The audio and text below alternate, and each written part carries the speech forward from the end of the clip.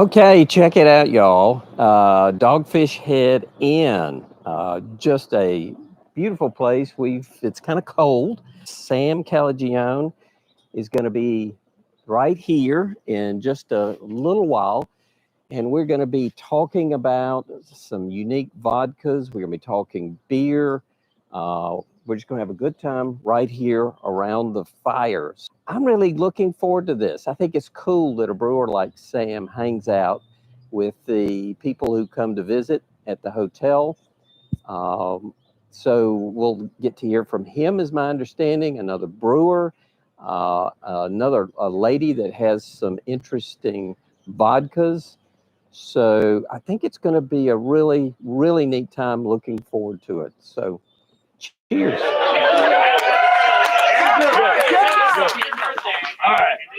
All right. Well, wow, what a great start to Great Fireside. I want to give shouts to a bunch of my coworkers. We know a lot of folks are in town for Wakas, which is one of my favorite weekends of the year, and we know there's a little rain in our potential future.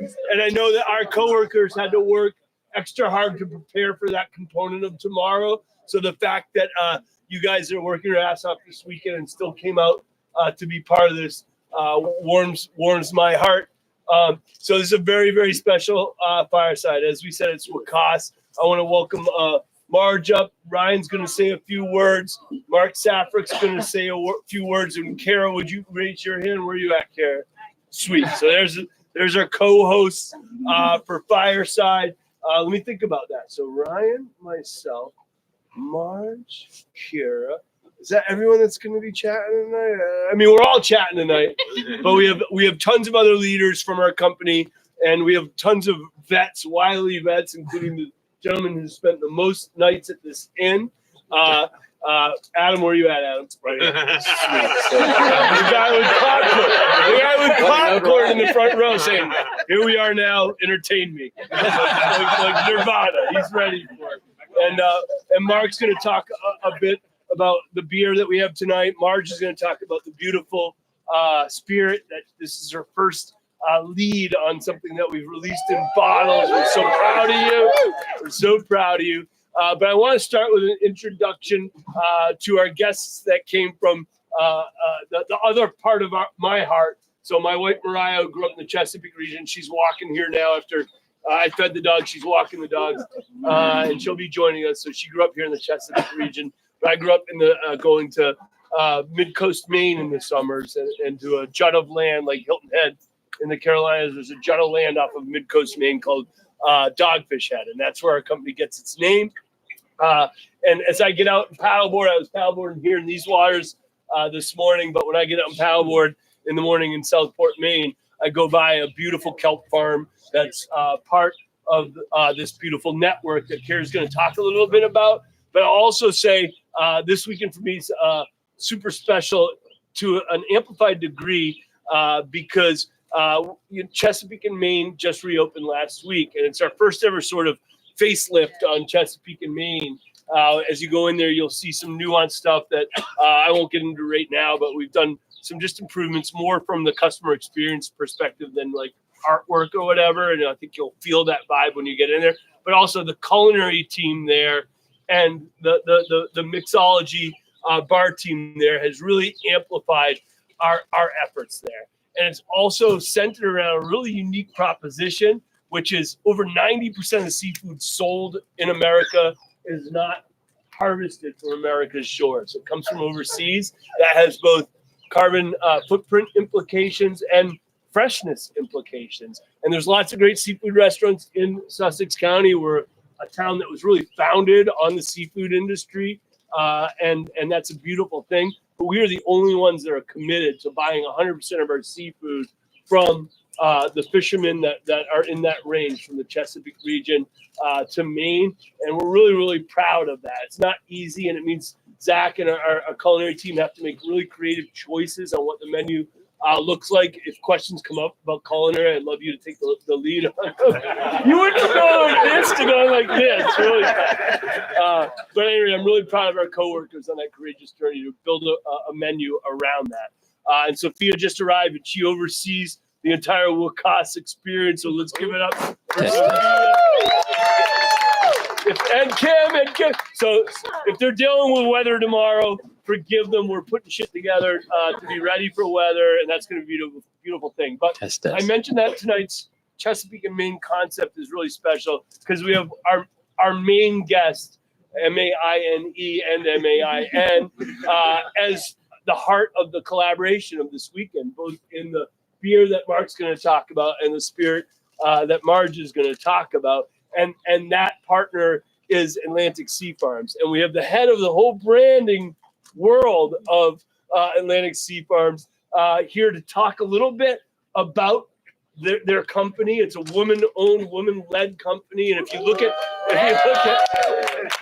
the org chart, it'd be like a beautiful moment of, I think, the Grateful Dead said, that's right, the women are smarter. If you look at their trajectory and you think about the context of Mother Nature and 2/3 of this earth being made out of the ocean, it's a beautiful moment of kismet for this. And before I give the floor over to Kara, tell us a little bit about their company and their incorporation of some of their products into what we're doing this weekend.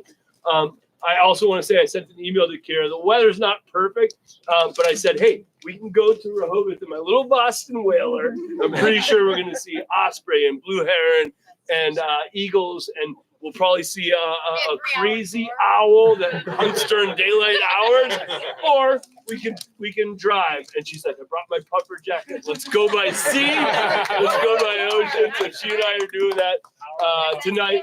So with that, I'm going to hand the floor over to Kara to talk about your beautiful company. Tell us about what you guys do. So I just wanted to start off by saying thank you to the Dogfish Head team for having me. It's awesome to be here. I've been drinking your beer forever. And thanks to Sam for kind of getting this all together and having us at the weekend event. Really excited to talk to everyone this whole weekend about all aspects of our work in seaweed farming. So I'm Kira. I'm brand manager at Atlantic Sea Farms. And to kind of get into it, Atlantic Sea Farms is a women-run, mission-driven, regenerative seaweed aquaculture company. So that's a mouthful. So let's break it down. Yeah, literally. So we are growing kelp, which is a variety of seaweed that is native to our New England coasts on open ocean farming systems.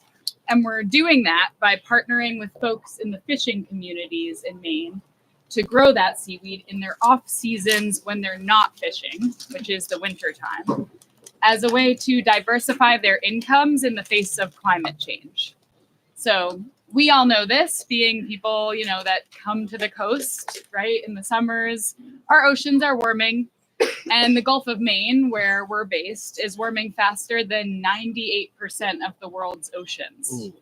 So it's causing a lot of volatility in the wild fisheries. And in Maine, what are we most famous for in terms of fish? Lobster. And so we're partnering with lobstermen to grow this seaweed as a way to buffer that volatility. It's a consistent income that they can make in the wintertime when they're not fishing, and they get that check for that winter growth right before lobstering season starts. And, beyond it just being this way for them to make an income, it's also kind of a easy, really like climate hero crop. It doesn't require any inputs. So when we think about agriculture, land agriculture requiring arable land, fresh water, fertilizers, sometimes pesticides, kelp, and a lot of seaweed, if you're growing it, in the open ocean, doesn't require any of that. In fact, it absorbs everything it needs from the ocean that it's growing in, which is super cool, right? It's getting a lot of carbon and nitrogen from that water naturally. So that's also important because those are two nutrients that are also in excess in our waters. I'm sure you guys know that excess nitrogen can cause algal blooms. Maybe you see them sometimes in certain stiller bodies of water. So kelp needs that to grow. So if you can farm more kelp and absorb that excess nitrogen, you're kind of balancing the water in that way.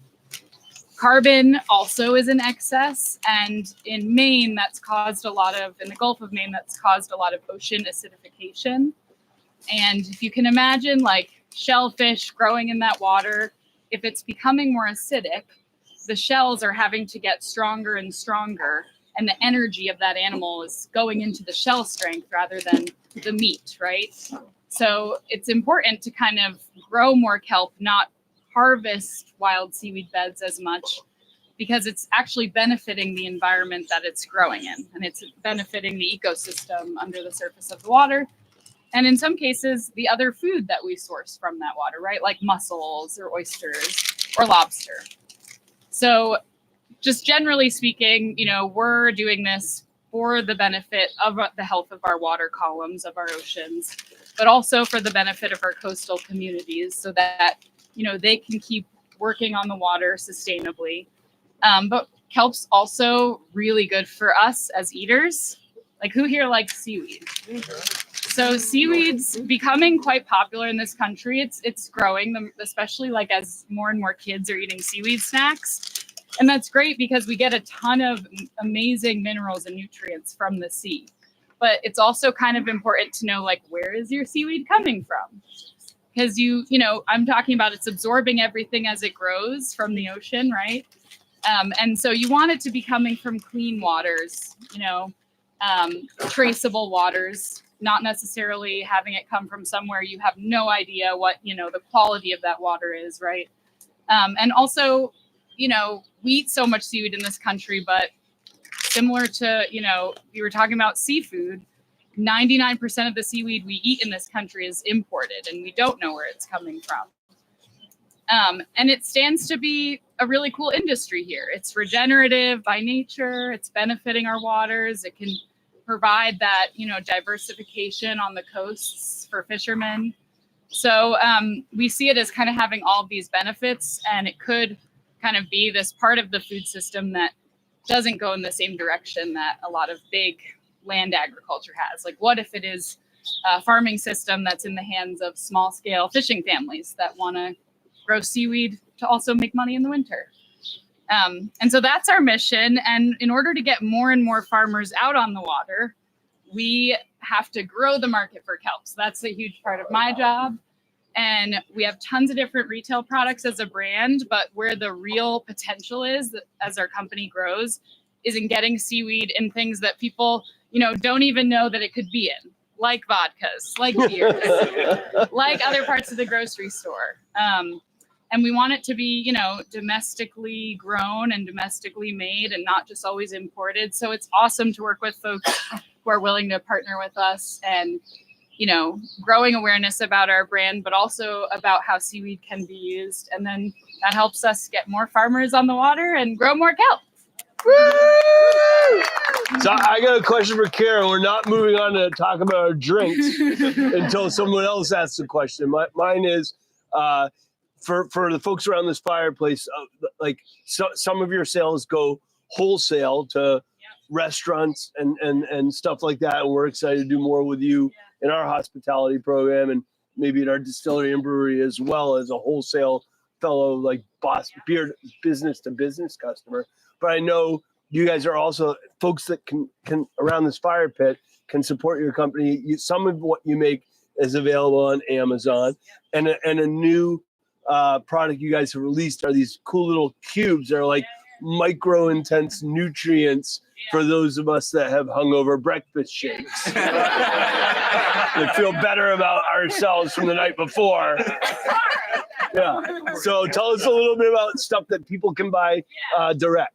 Yeah, so all of our products are basically made to be convenient and easy to use because we know, you know, seaweed's not on everyone's grocery list when they're going to the grocery store, but we're trying to grow, you know, the market for kelp, right? So we can get more kelp farms on the water. So Sam's talking about our kelp cubes. We make smoothie cubes, which are essentially just two like ice packs in a cardboard box filled with ice cubes that are just pureed kelp. And then we make some with fruit in them for your like morning fruit smoothies. So you get those amazing minerals from the sea. Iodine's a big one. I think a lot of us here probably do eat a good amount of shellfish, but for folks who don't, it's really hard to get iodine from other things in the diet. Kelp has like its own nutrient profile that's not that similar to like vegetables grown on land because it's growing in the sea. So it's a great way to kind of easily put kelp in your morning smoothies. We also make a bunch of seaweed salads. So tomorrow I'm going to be sampling our spicy gochujang seaweed salad, which is just a spicy seaweed salad fermented. So it boosts the umami that's already in the kelp, kind of like the vodka does. It plays on that. And yeah, you'll have to come by my table. Yeah. I have a question. Yeah. Sweet, first question. So leafy greens grown on the earth are usually full of vitamin K. So is there vitamin K in this kelp too? Yeah, there is vitamin K in kelp. There's I think it's mostly known for its minerals like calcium and iodine, but it's also got B12, manganese, a ton. I'll have information on it tomorrow, but it's definitely great for supporting metabolic health, thyroid health, and nervous system function. Yeah. A cube a day. A cube a day keeps the doctor away. Question We over also here. make sea veggie burgers as well, just in case. Yeah. I'm curious, what's entailed in the farming? Is it something like lobster trapping that you put a thing down and then pick it up, or? So great question. So I'll explain a bit about our partnerships with our farmers too. So we are basically, we kind of at this point have a queue of lobstermen and women who are seeing the volatility each year, and they really want to kind of diversify in the winter time. Lobstermen have generational knowledge of working on the waters, right? They want their kids to continue working on the waters in a lot of cases. So they have been adapting for a long time. It's not like this is something they're not familiar with at all, like trying to switch it up, figure out new ways to work on the water. So we're offering this model, and we basically, help them get a lease, because you can't just like go out on the water and start a farm, right? You have to lease from the Department of Marine Resources a space in the ocean. And they have a whole, you have to meet certain regulations and certain standards that they hold. So we help with that process because applying for a lease is quite difficult. And then we also help their first season setting up that kelp farm. And it's similar to land agriculture. It's horizontal lines, and the kelp is, we produce the seed in our cultivation center in our facility. So we give them the kelp seed, and it's unraveled onto ropes that are kind of laid in the water, not laid, but hanging in the water 7 feet under the surface, that are anchored by moorings or, just big cement blocks on each side, and a buoy to keep the string afloat. So it's like 2 chains, a string, and 2 buoys and 2 anchors. And the kelp starts to grow from the fall throughout the winter under the surface of the water off of that rope, so hanging down. And our logo is a picture of a kelp farm, so I can show you tomorrow if you're at the event. And we help with the setup. We also help with the first season of audits, which is just, checking the lines, making sure they're tight enough, because storms do come through. Maine's quite protected. Maine's coastline's got a lot of peninsulas and coves and islands protecting from storm surge, but you still get, strong currents and lots of tides too. And they're in the intertidal zone, which is what makes the kelp grow really well. Yeah. But also can cause current. And then, you're not doing much else besides really monitoring the lines all winter long. And then harvest is a big lift. You're going out in the spring, which harvest season starts in a couple weeks for us, which is exciting. And we have 40 partner farms. And if they're in the most southern parts of Maine, they're harvesting earlier than if they're in like mid-coast where you're talking about, or closer to the border of Canada. And they're lifting the lines usually the lobster boats have a winch for kind of lifting traps up. They'll lift the lines and cut the kelp off. And from, sprout, when it's like, November, it's maybe a half a centimeter long.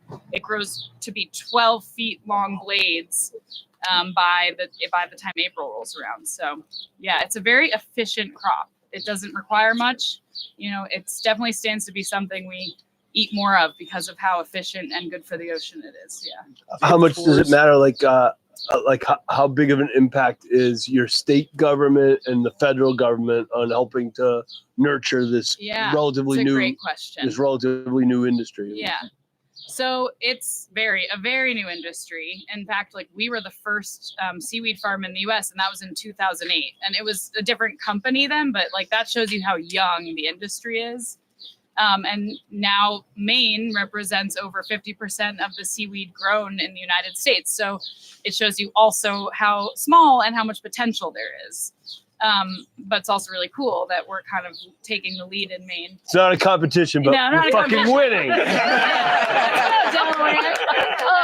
But yeah, we have to work with the state very closely because they're the people who allow you to grow it with the lease. So the lease application process goes through the state specifically.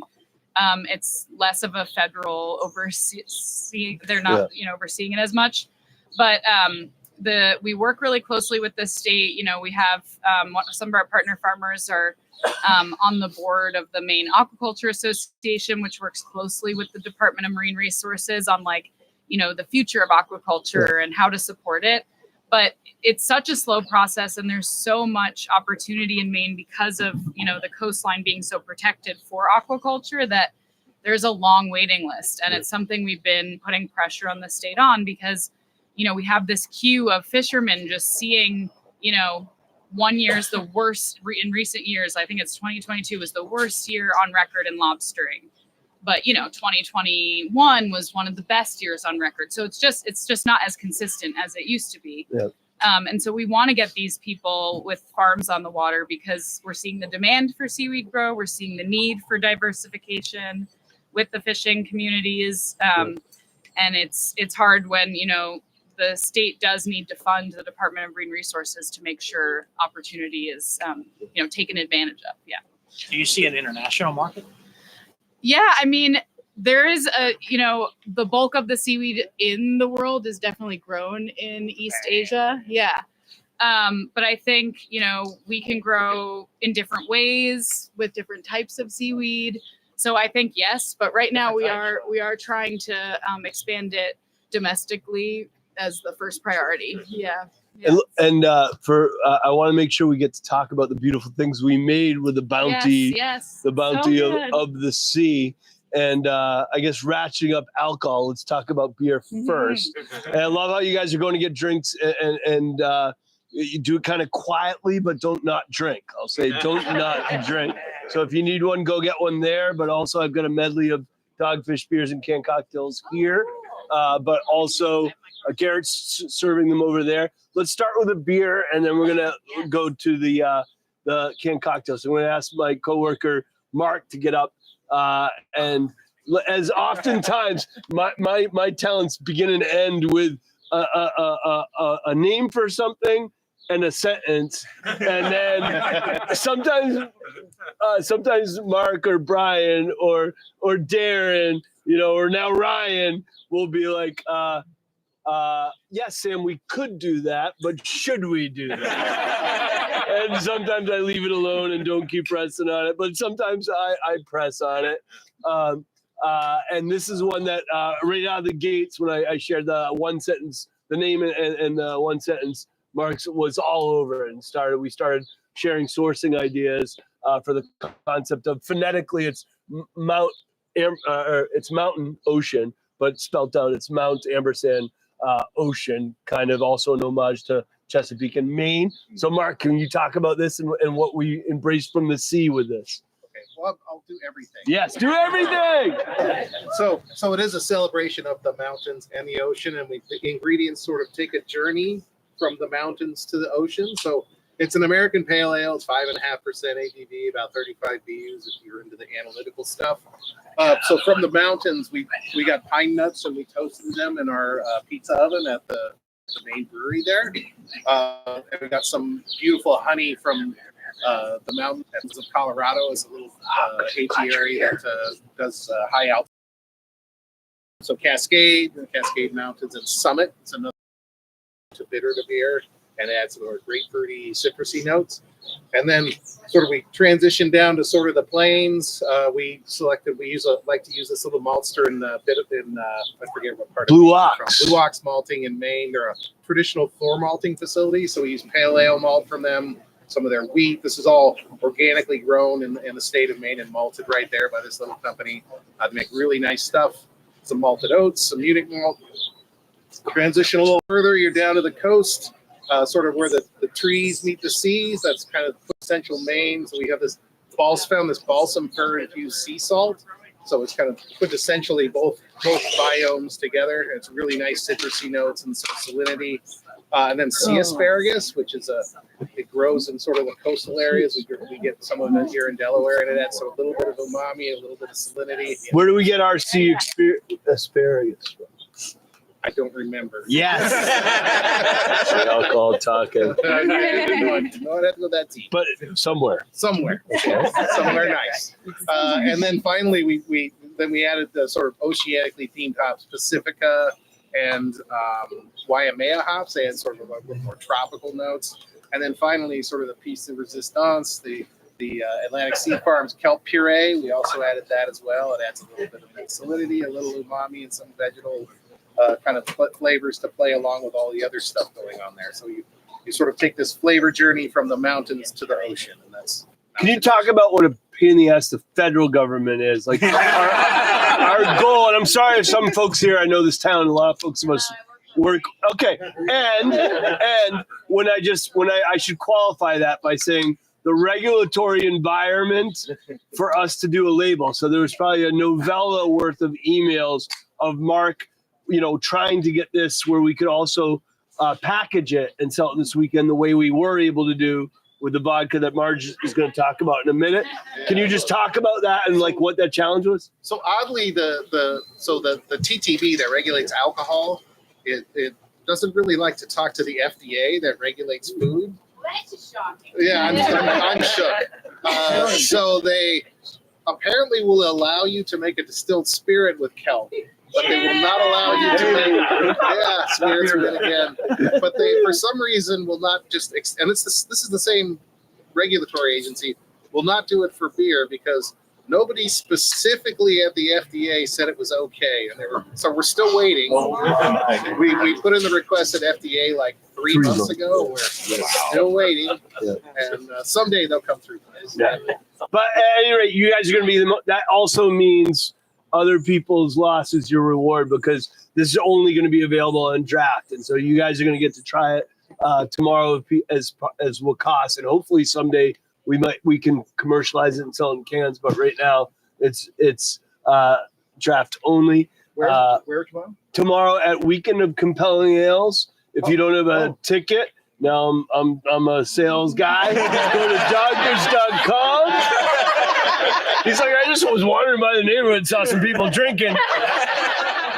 Stumbled into a happy hour. Well done. Tell me more. So it's an acronym for Weekend of Compelling Ales and Spirits. And around this fireplaces are leaders of our culinary and literally beverage world that put together really 12 thoughtful pairings of beers and cocktails with 12 different appetizers.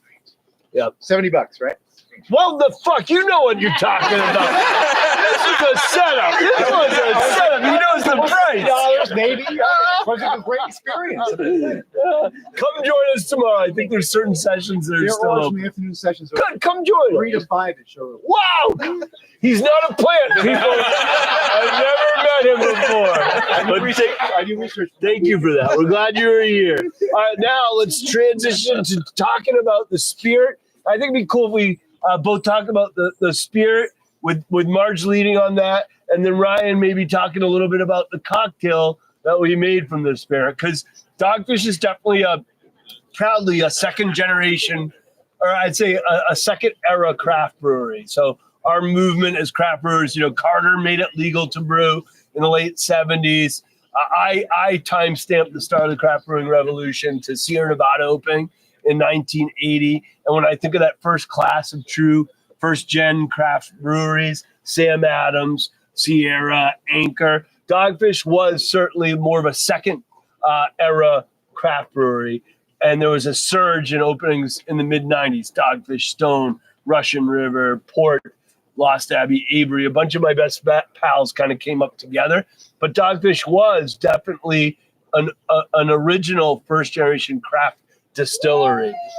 When you're there tomorrow and you're outside of Marge's beautiful workplace, you'll see what looks like a sculpture or an R2D2 unit. And that was the first distillery that we cobbled together out of used parts 22 years ago. And the woman that started brewing on that still works with Marge every day, Allison. And we've evolved from that little homemade system to a beautiful world-class distilling equipment that you'll see inside our building tomorrow. So we're very proud to say, High Noon can't say that. Cutwater can't say that. Surfside can't say that. They've been working on their cocktail recipes that you can find in cans everywhere for 22 years. We're the only cocktail company that can say that. And Marge is one of our great leaders in that world. So tell us about this beautiful vodka. I'm a little nervous public speaker, so I'm going to keep this short.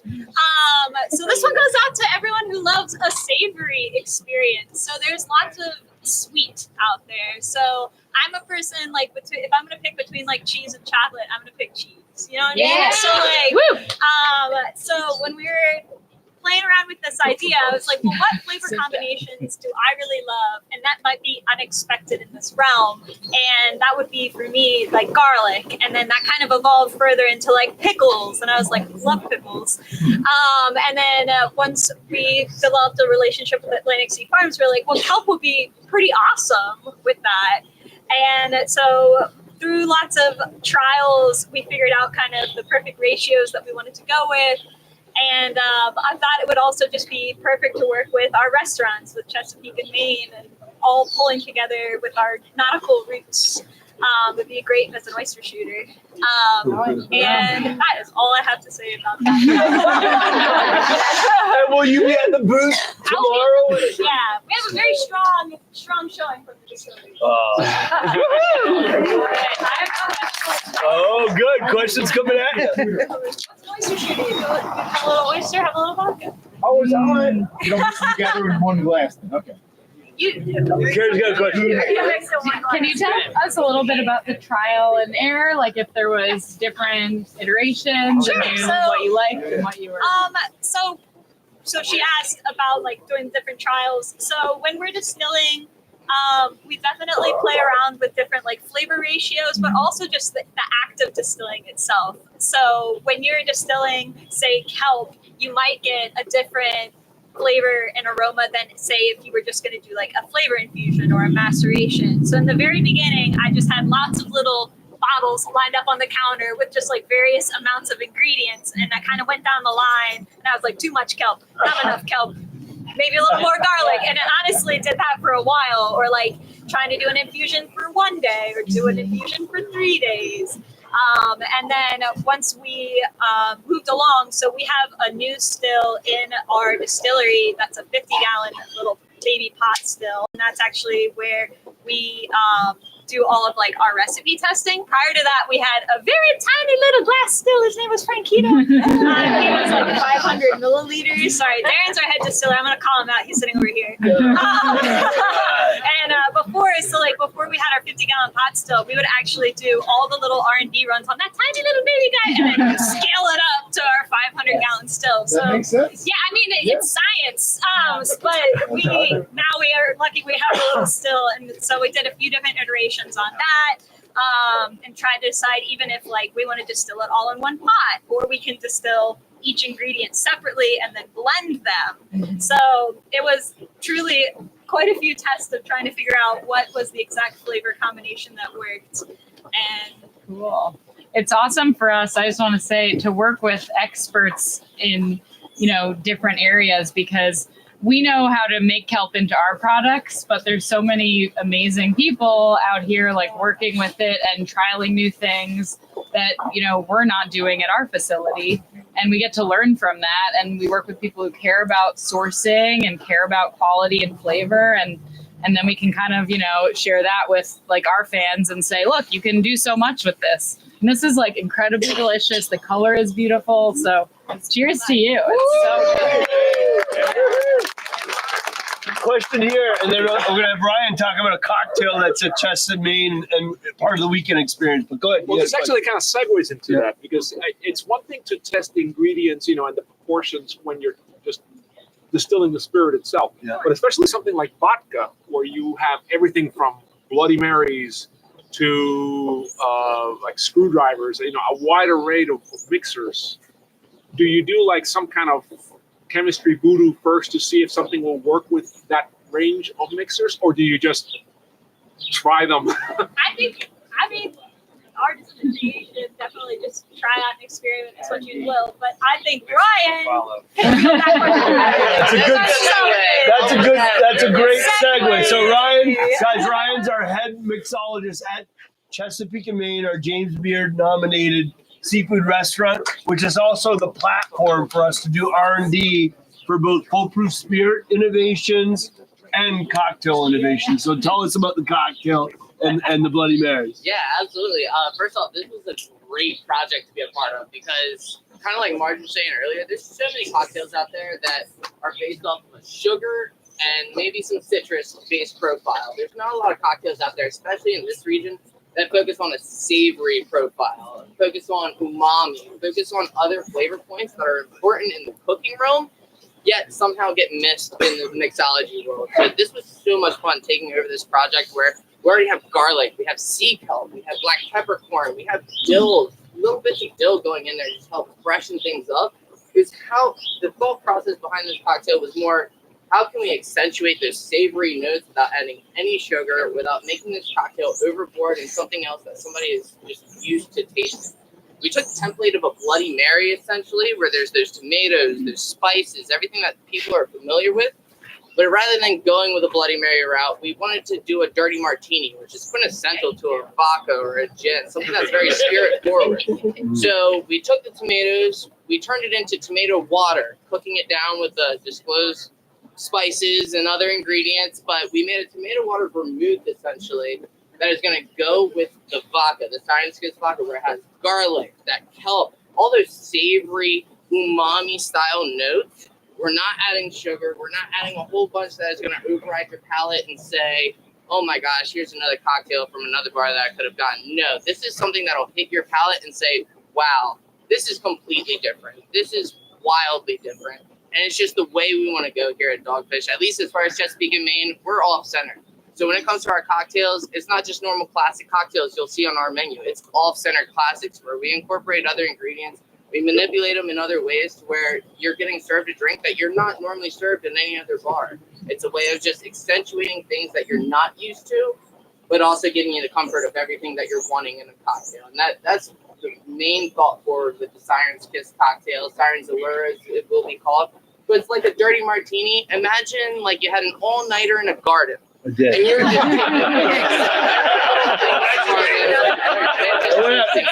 What happens? What happens if you had an all-nighter in the garden? What happens? What happens? From You a wake up, sensory. you wake up dirty as all can be.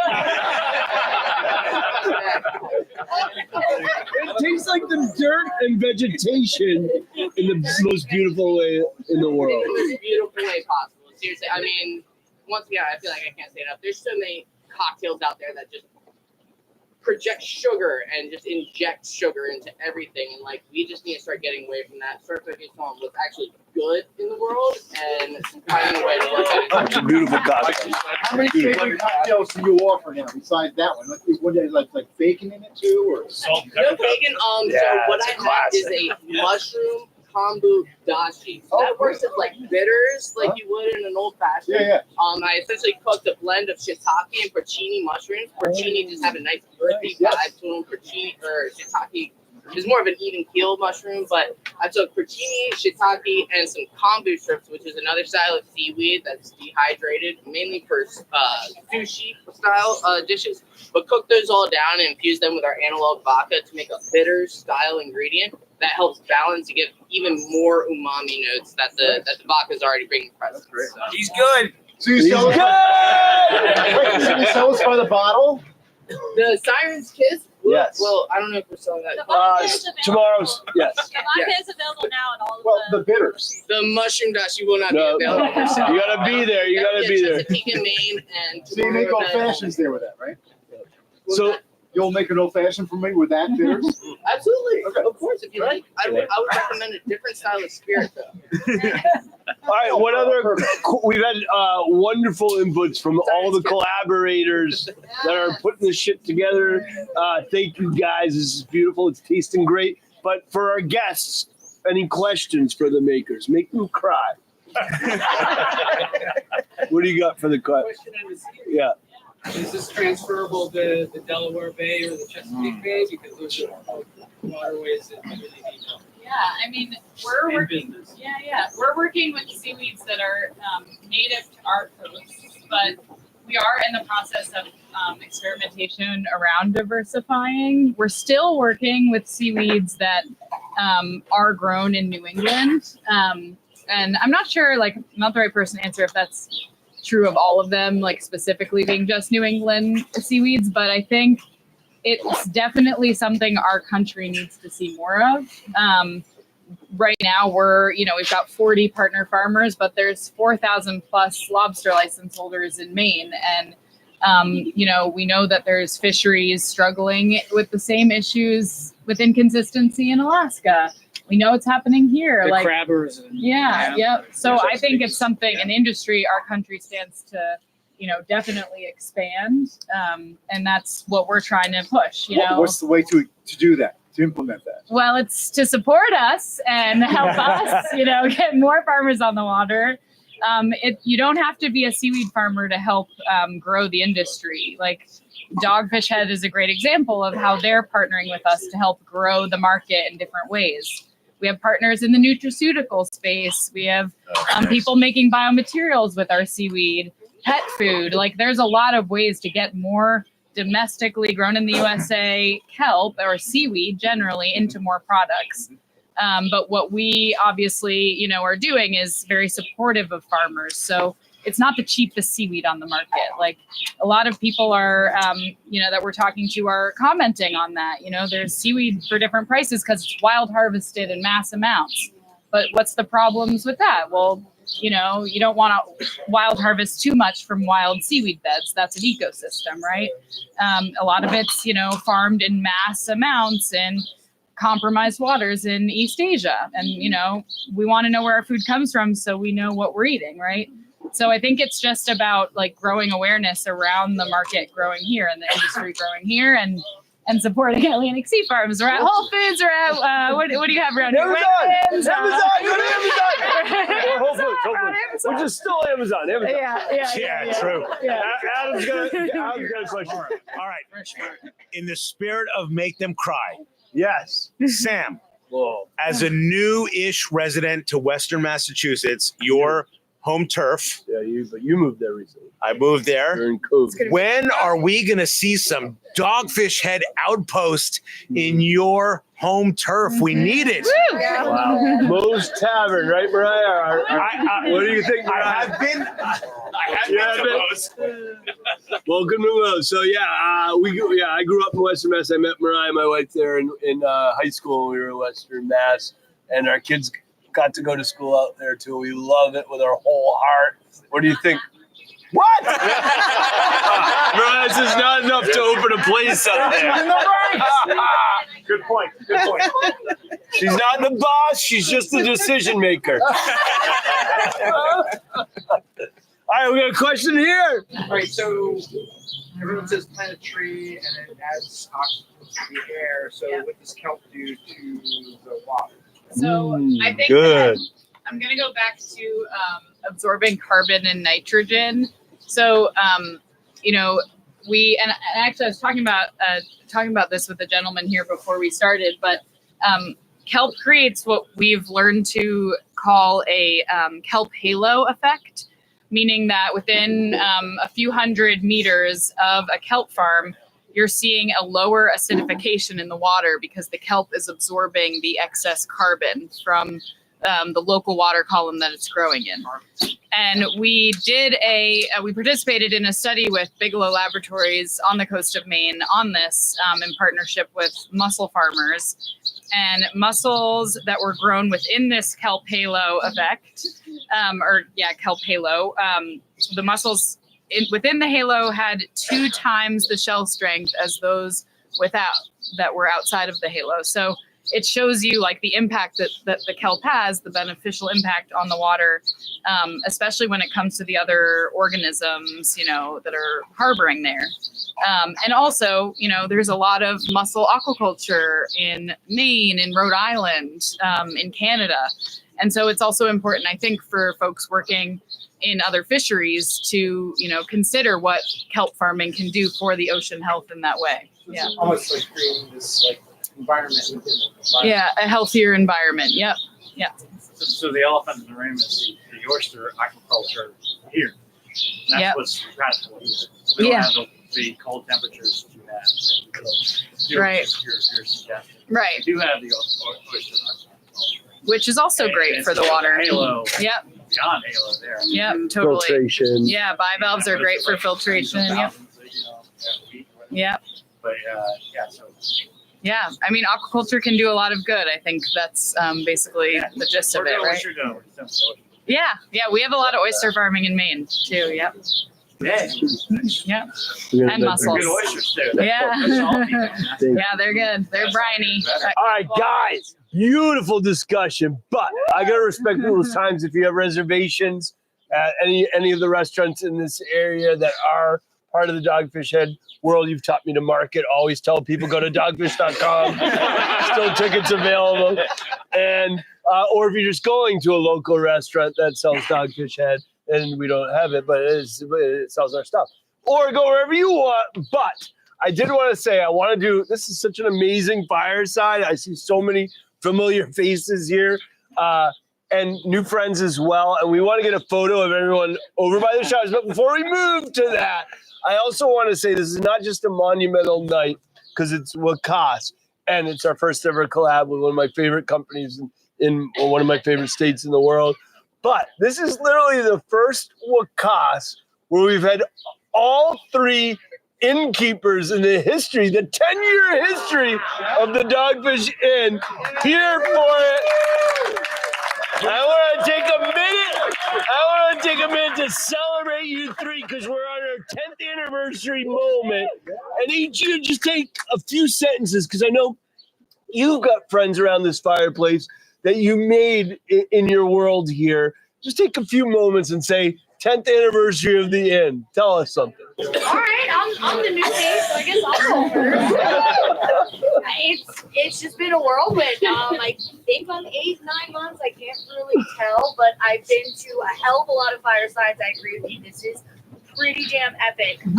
Especially this is our first official day of opening the cottage. Woo! Just in time for you guys.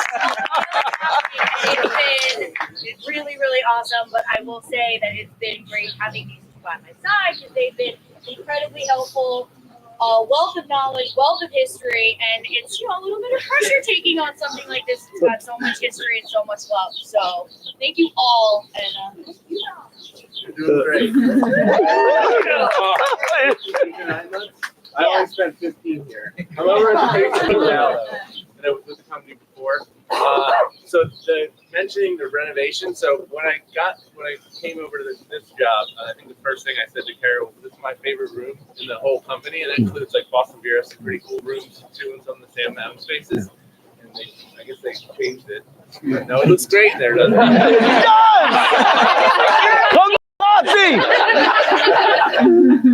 I'm glad the Cowboy Cold Room is Woo! Still sitting by the fire. still sitting by the fire. oh, I have to interrupt. How are the new and improved benches? So Oh, I noticed. These are the old. I apologize. Those are the new. Ergonomically correct. Go on, Tom. What else? What do you got? Anyone take the e-bikes out? That's been a fun project. That Shane did. Yeah, that's been a fun project. It's all actually awesome going from here to Rehoboth on any bike, but the e-bike makes it a little bit easier. throttle. Yeah, full throttle. Yeah, Throttle. we can do full throttle. You might need to recharge when you get to Rehoboth.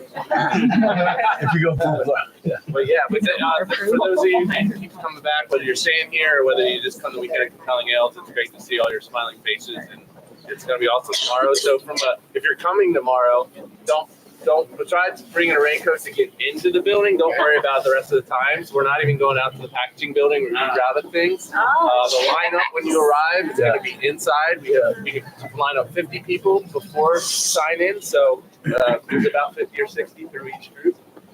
So yeah, it's going to be a great time. Nice. All right, take us home, Andrew.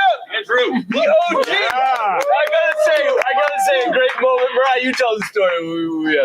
Come on. We figured out we were gonna buy this little hotel.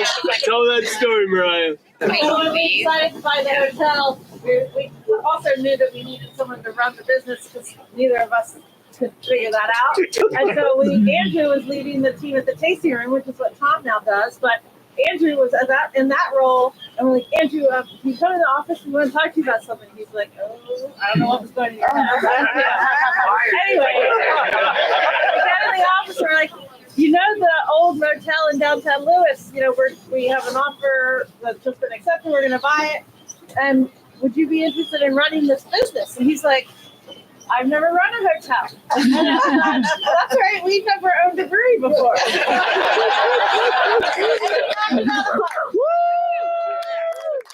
All right, Andrew, take us out.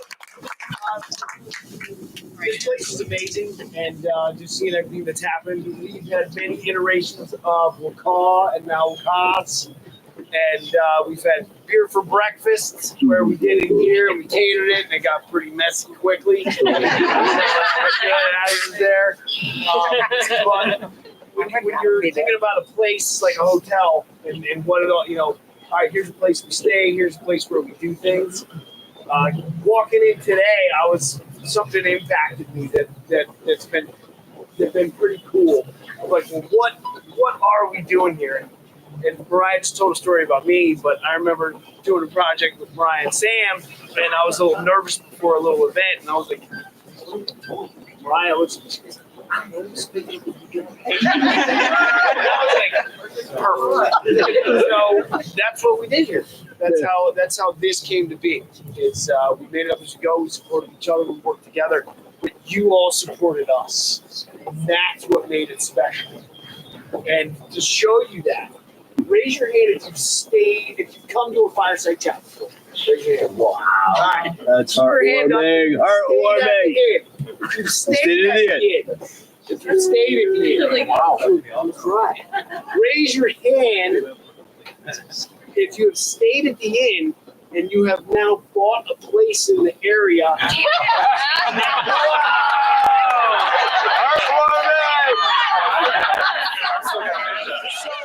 To me,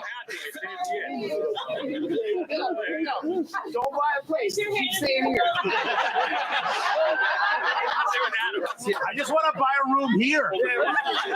Fractional ownership. Fractional ownership. Make that happen. Go, Andrew. Go, Andrew. To me, the significance of that is, one, people come and stay once. Two, people come more than once and stay again. But three, you're part of this family. You're part of something special here. And you move here and you stay here. We love you guys, and I can't be more excited for Seth. And thank Tom and Ryan and Zach back here who supported me forever, and Sam and Mariah. It's a special place. It's a special people. Super photo. Well said, Andrew. Everyone over here.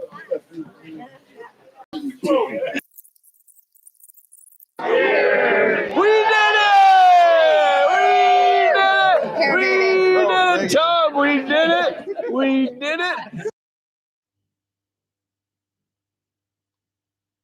All right, that is the end of this. That was a great event. I appreciate all the wonderful conversation there in the chat. Again, there was a lot of discussion, and it was new to me on brewing with seaweed. That's a new one on me too. And I tried it though. It truly does add a deliciousness. They indicated in particular the alcohol and especially the vodka that it amplifies the umami flavors. So I'm understand. Well, I kind of understand umami.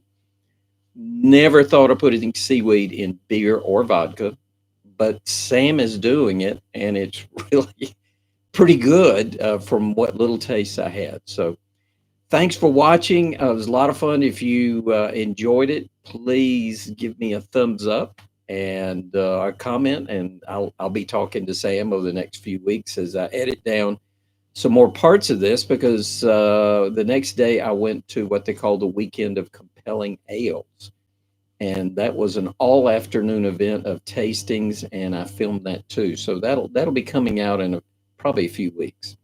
So anyway, hope you enjoyed it. Again, thumbs up and a comment would always be appreciated. Have a great weekend. Cheers.